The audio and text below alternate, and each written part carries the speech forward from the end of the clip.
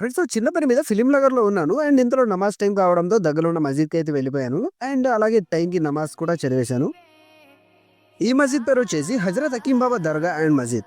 ఈ మసీద్‌లో హజరత్ హకీం బాబా దర్గా కూడా ఉంది.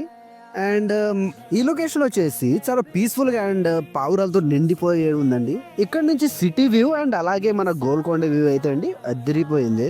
ఫ్రెండ్స్ లొకేషన్ కావాలనుకుంటే కమెంట్ చేయండి. అండ్ నా వీడియో నచ్చినట్టయితే లైక్ చేసి నా వీడియో అయితే కంప్లీట్‌గా చూసేయండి. उमर उमर उमर उमर की जो